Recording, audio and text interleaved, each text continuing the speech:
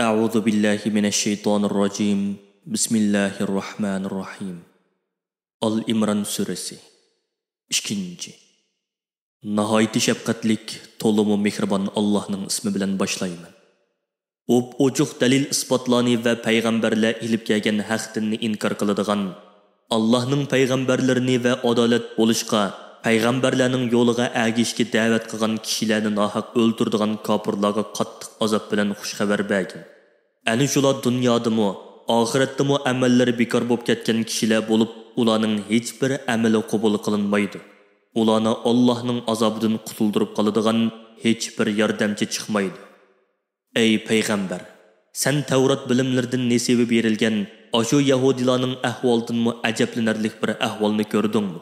Ular sen ipkagan dinning haq ekanligini bilib turib, o'z orasidagi ixtilofga Allohning kitobi bo'lgan Qur'on bilan hukm chiqarishga chaqirilsa, bu hüküm ularning nafsi xohishiga uyg'un kelmaganligi uchun ularning ko'p sonligi uningga unimaydi va uningdan yuz o'raydi. Chunki ularning odati haqiqatdan yuz o'rishdir.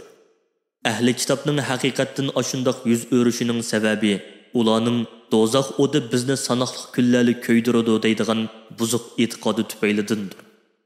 Bu buzuq e'tiqod ularni Allohga shundoq jur'at qilishga, uning dinini masxara qilishga ve özlerinin saxta dinini davamlaştırış arqılıq özlerini aldışıga ilip bağandır. Keladiganligida qilchi shak bo'lmagan qiyomat kunida Alloh ularni hisob ilish uchun to'plagan va ularning har biri o'zining qilmishining jazosini hech bir uvol qilinmasdan to'liq tortgan chaqda ularning ahvoli qandoq bo'la? Ey payg'ambar, Rabbingga iltijo qilib aytqinki, ey butkul podshohlikning egisi bo'lgan Alloh, sen bandalaringdan xoligan odamga podshohlikni, mol-mulkni va yer yuzining hukmronligini ato qilasan. Xoligan odamdan tortib olasan. Xoligan odamni dunyo va oxiratda aziz qilasan. Xoligan odamni xor qilasan. Hamma yaxshilik sening qo'lingdadir. Sen yolg'iz hammaga qodirsan. Ey Alloh, sening qudratingning dalillaridan biri shuki, sen kechini kunduzga, kunduzni kechiga kirgizasan. Şunun bilen biri uzun, biri qisqa bo'ladi. Sen uruqdan o'simlikni chiqargandek, kafir odamning naslidan mu'min odamni chiqargandek, o'likdan tirikni chiqarasan. To'g'udan tuxumni chiqargandek, tirikdan o'likni chiqarasan. Bandalaringdan xoligan kishiga hisobsiz rizq berasan. Alloh mu'minlarni qo'yib qo'yib, kafirlarni do'st tutishini va ulardan yordam talab qilishini man'iy qiladi. Kimki kafirlarni do'st tutadigan, u Allohdan ado juda bo'lgan bo'ladi. Allohmi uningga ado juda bo'ladi. Faqat ojizlikdan qudrat topganga qadar kafirlarning yomonligidan saqlanish uchun ularga yolg'ondan do'stlik izhor qilish buningdan mustasnodir. Alloh sizlarni o'zidan qo'rqitadi. Uningdan qo'rqinglar. Azobidan hazar aylanglar. Bandalarning hammasi hisob berish uchun Allohning dargohiga to'planadi. Ey payg'ambar, müminlerge etkinki, sizler dilinglardaki kafirlar bilen boğan dostluğunlarını ve ulanı qollışınlarını meyli yüşürünlar, yoki aşkar qilinglar, onundan Allah'a hiç narsa maxfi qilmaydi. Çünkü onun ilmi osmonlardagi ve zimindagi narsalarning hammani qo'rshigan bo'lib, hammani to'liq biladi. Har narsaga to'liq kuchi yetadi. Qiyomat kunidan iborat mukofot va jazo kunida har bir inson tegishli bo'lgan mukofotini yoki jazosini ilish uchun o'zining yaxshilikdan va yomonlikdan qilgan barliq amallarining uni kutib turganligini ko'radi. Yomon ish qilgan odam o'zi bilan yomon ishlarning orasida uzun bir vaqtning bo'lishini orzu qiladi. Shunga sizlar bu kun uchun obdan tayyorlik qilinglar. Qahr qiluvchi Allohning jazosidan qo'rqinglar. Gerçi Allah'ның azabı şunda qattiq bo'lsa-mu, yanala bandalarga nihoyat mehribondir. Ey payg'ambar, aytqinki, agar Allohni rostli yaxshi ko'rsanglar, menga agishinglar. Chin dilinglardan menga iymon etinglar.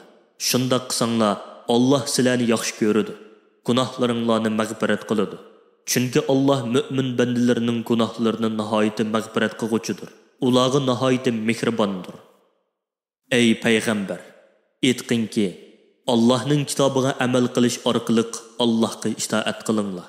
Payg'ambarning sunnatiga amal qilish orqali payg'ambarga agishinglar. Agar ular sana agishdan bosh tassa va o'zlarining kufrligi va ozg'unligida qilishda ching turib olsa, bilginki ular Allohning muhabbatiga loyiq emasdir.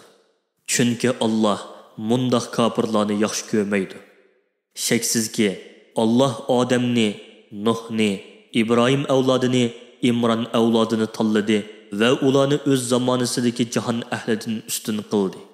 Ashu payg'ambarlar Allohga ixlos qilishda, Allohning birligiga ishonishdan iborat tavhid aqidasida va uningga amal qilishda zanjirsimon kelgan pokzotlardir.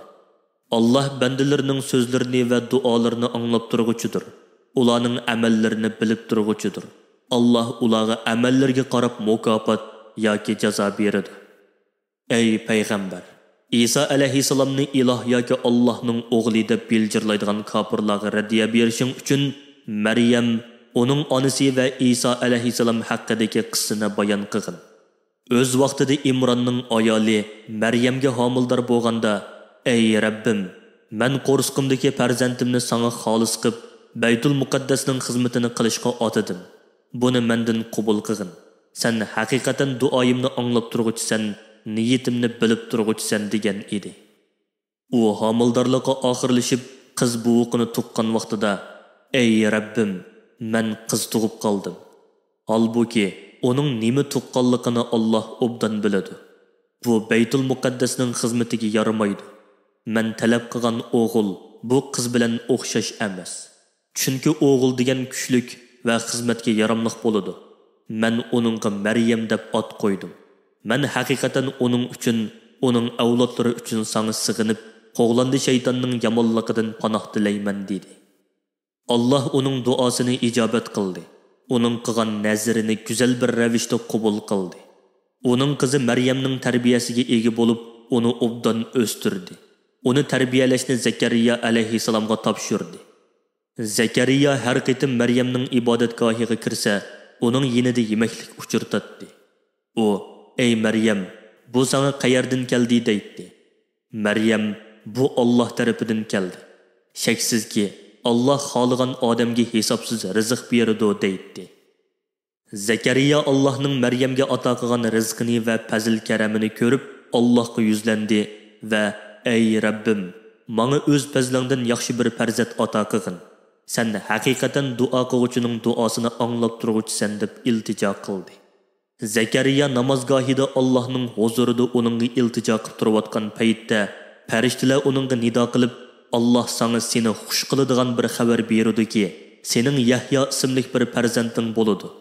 U Allohning bo'l degan kalimasidan to'ralgan Isoni e'tirof qiladigan, qavmi ichida yuqori izzat obro'yliq, nafsi xohishiga berilmaydigan, gunohdan yiroq turadigan, yo'lboshchi, yaxshilikda kamoliga yetgan, taqvodor va yaxshilar qatoridagi payg'ambarlardan bo'ladi dedi. Zakariya bu xabarni anglab qattiq xushallikdan hayajonlanib, ey Rabbim, men qiyirlikning chekiga yetib qolgan tursam, ayolim tug'mas tursa, qandoqmi mening o'g'lim bo'lsin dedi. Farishtalar uningga javob berib, Alloh ashundoq odatdan tashqari ajoyib ishlardan xolig'ini qiladi dedi. Zakariya, ey Rabbim, xushallikqa erishishim uchun menga ayolimning mendan homildor bo'lganligini ko'rsatadigan bir alomat ato qilgin dedi. Alloh uningga, sana beriladigan belgi shuki, sen har qanday bir illatdan saqturuqliq 3 kungacha kishilarga gap qilolmaysan. Faqat ishoratli qilasan. Bu muddat ichida Rabbingni ko'p yod etgin, kashqurunligi va atiganlik vaqtlarida namoz o'qigin va ko'p tasbih aytgin dedi. Ey payg'ambar, shuni aslaginki, o'z vaqtida farishtalar aytdi. Ey Maryam, Alloh haqiqatan seni o'ziga ibodat qilishing uchun tanladi. Seni barcha razil illatlardan pok qildi. Seni zamoningdagi butun dunyo ayollaridan afzal qildi. Ey Maryam, Rabbingga toat ibodat qilishni davomlashtirgin.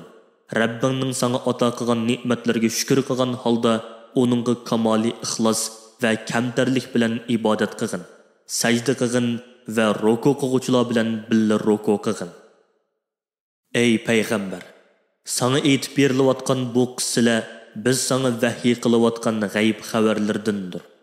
Chunki o'z vaqtida ular Maryamni o'z kapolatiga elishni talishib jidallashgan va talash tortishni chek tashlash orqali hal qilishga kelishib, qalamlarni suvga tashlagan va chak Zakariya alayhissalomga chiqib Maryamni o'z kapolatiga elishda utib chiqqan chaqda sen ularning yinida yo'q eding.